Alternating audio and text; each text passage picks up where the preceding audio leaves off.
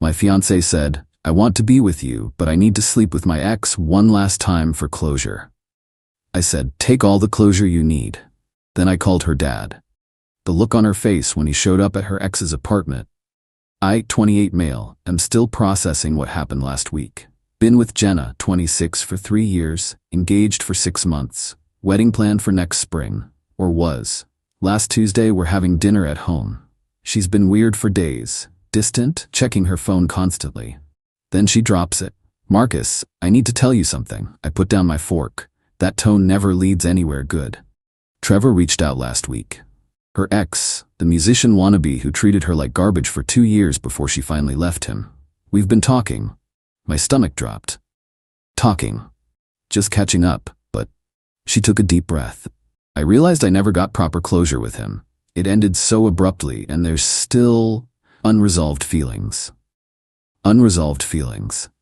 I'm echoing her like an idiot, but my brain's trying to catch up. Not love. She grabbed my hand. "I love you, I want to marry you, but I need to close that chapter properly before we start our life together." "And how exactly do you close this chapter?" She pulled her hand back, looked at her plate. "I need to see him one more time, spend time with him, talk through everything." Spend time. One night. Just to get it out of my system. To know for sure that you're the one I choose. The silence stretched.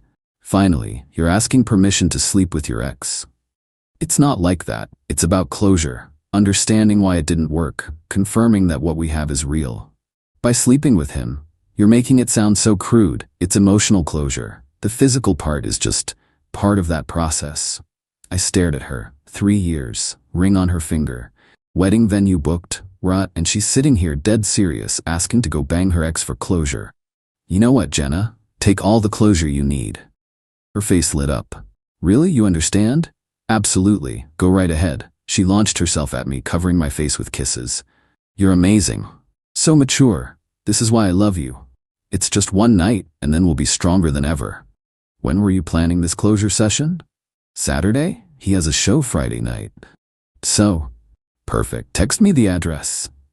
She blinked. "Why?" "Just want to know where you are, for safety." More kisses. More "you're the best" and so understanding. She practically skipped to bed. I waited until she was asleep.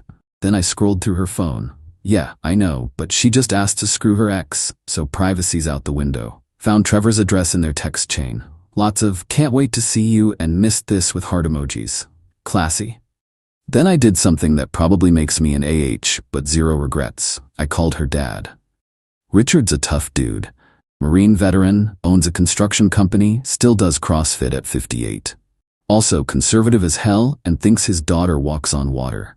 We get along great. He's already calling me son and talking about teaching his future grandkids to fish. "Marcus, it's late. Everything okay?" "Hey Richard, yeah, sorry to call so late. Quick question. Jenna mentioned she's helping her friend Sarah move on Saturday. Did she tell you guys?" "Wanted to make sure we're coordinating stories right." Pause. "She told her mother she's having a girls' spa weekend." "Interesting. Must have gotten mixed up. My bad." "Marcus, what's going on?" I sighed. "I don't want to get in the middle of this, but she's planning to visit Trevor on Saturday." The silence was deafening. Then Trevor, her ex Trevor, the one who... He didn't finish, but I knew. Trevor had cheated on Jenna multiple times. Richard had threatened to rearrange his face when they broke up. "Yeah, she says she needs closure." "Closure?" His voice was deadly quiet. "Look, I just thought you should know. She's an adult, her choices, but..." "What's the address?" I gave it to him. We hung up without another word. Saturday came. Jenna spent 2 hours getting ready. New lingerie, I saw the tags in the trash, fresh manicure, the works. Kissed me goodbye like she was going to work. "I'll be back tomorrow morning. Thank you for being so understanding." Take your time. Get all the closure you need. She left at 6 p.m. At 6:45, Richard texted me, "I'm here." At 7:23, my phone exploded. Jenna calling, I let it ring. Texts flooding in. "What did you do? My dad is here. Marcus, pick up. This is crazy. How could you?" At 8:15, Richard called. "She's in my truck. We're having a conversation about honesty and respect." "Is she okay?" "She's fine." Embarrassed. Trevor nearly wet himself when I knocked. Opened the door in his boxers with candles lit everywhere. He snorted, "Closure my ass." "What now?" Now I drive my daughter home and we have a family discussion about values. You should pack her things. I'd already started. Update 1. Welp, the entitlement circus has come to town. After Richard dropped Jenna off Saturday night, she came home to find her stuff in boxes by the door. The screaming started immediately. You humiliated me. You called my dad? What are you, 12? You asked to sleep with your ex. I said go ahead. You said you understood. I understood perfectly. That's why your stuff's packed. This is insane. It was just closure. One night to confirm my feelings for you. How thoughtful. Your bags are by the door. You're throwing me out? Over this? After I was honest with you? Honest would have been, I want to break up. Not let me bang my ex real quick before our wedding. She tried every angle. Tears, anger, seduction. Seriously, nothing worked. Finally called an Uber to her parents' house. Sunday, the flying monkeys arrived. Her best friend Kayla showed up at my door. You need to hear her side. I heard it. She wants to sleep with Trevor. Message received. It's not like that. She has unresolved trauma from that relationship. This was therapy. Therapy happens in an office, not in your ex's bed. You're being completely unreasonable. She chose you. After she finishes choosing him for a night, how lucky am I? God, men are so insecure. It's just sex. Cool. Then she can be just single. Monday brought her mother, Linda. Different approach, all tears and manipulation. Marcus, sweetie, she's devastated. She hasn't eaten since Saturday. Sorry to hear that. She made a mistake. She was confused. Pretty specific confusion. New lingerie and everything. Linda's face went red. She told me about that. It was to feel confident, not for him. Right. The closure lingerie. You're throwing away 3 years over one silly request. Silly. She asked to cheat on me with permission. It's not cheating if you agreed. I agreed she could do whatever she wanted, as a single woman. The wedding is in 6 months. Deposits are paid. What will people think? Ah, there it is. The real concern. That's Jenna's problem now. Tuesday was the lawyer, not a real lawyer.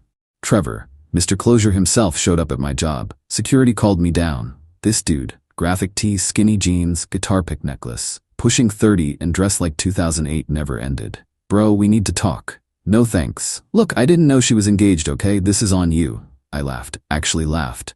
On me? She said you guys were having problems, that you were controlling. So controlled, I let her do whatever she wanted. You called her dad, man. That's psycho behavior.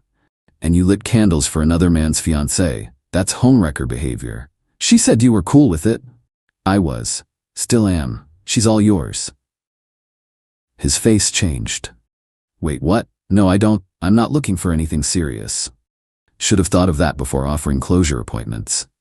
It was just gonna be one night, for old time's sake. Congratulations, you got cock-blocked by consequences. Security escorted him out after he started yelling about me ruining everything. Apparently Jenna had been blowing up his phone since Saturday and he wanted his chill life back. But the real entertainment came today. Jenna showed up with her entire family. Richard, Linda, and her brother Todd, 24M. Full intervention mode. Richard looked uncomfortable as hell. Linda was in full mama bear mode. Todd just looked confused. Jenna had clearly coached them. We're here to help you two work through this misunderstanding, Linda started. No misunderstanding. Jenna wanted to sleep with her ex. I said okay, she's single now. Pretty straightforward. She didn't actually do anything. Todd piped up. You stopped her before anything happened. Because she got caught, not because she changed her mind. That's not fair, Jenna wailed. I was going to tell Trevor we should just talk, Richard snorted. Linda shot him a look. In your lingerie? I asked. I wanted to feel good about myself. Mission accomplished. You felt good enough to destroy our relationship. This is insane. It was one night, one stupid night that didn't even happen. You're ending everything over a thought? Over an action. You planned it, lied to your parents about it, bought special underwear for it, and went to his apartment for it. The only reason you didn't go through with it is because your dad showed up.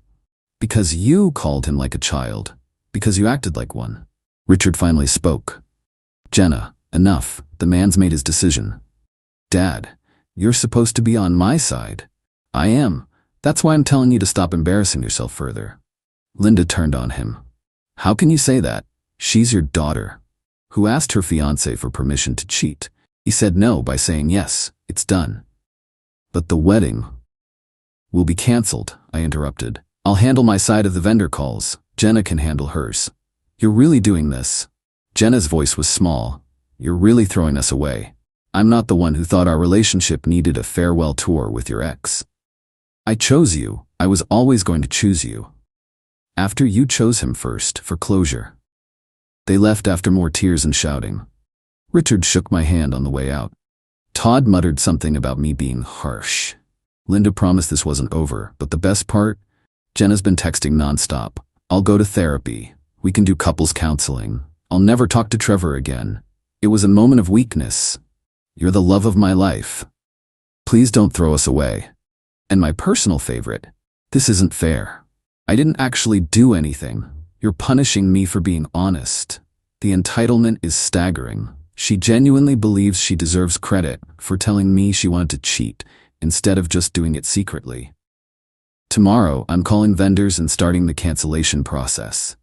Already changed my relationship status to single. The apartment's in my name, so that's sorted. Still processing the fact that she really thought I'd be cool with her having one last romp with her ex before we got married. Like it was a reasonable request. Like I should thank her for being honest about it. The closure she wanted? She got it. Just not how she planned. Final update. This'll be my last update because I need to move on, but figured you all deserve to know how this shit show wrapped up. First, the vendor situation. Since I was handling my half of the cancellations, I discovered something interesting. Jenna had been emailing our wedding photographer about doing a boudoir shoot as a surprise gift for me. Scheduled for next month, the photographer accidentally forwarded me the email chain when I contacted him about cancellation. Plot twist, she'd asked if the photos could be anonymous enough to share with someone special without identifying her. Yeah, those wedding gift photos were probably going to be Trevor's parting gift. Classy.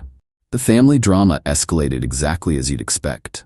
Linda started a social media campaign, not directly naming me, but posting quotes about forgiveness and not throwing away love over small mistakes. And modern relationships require understanding. Her friends were all, "You go mama," and "Someone doesn't deserve your angel."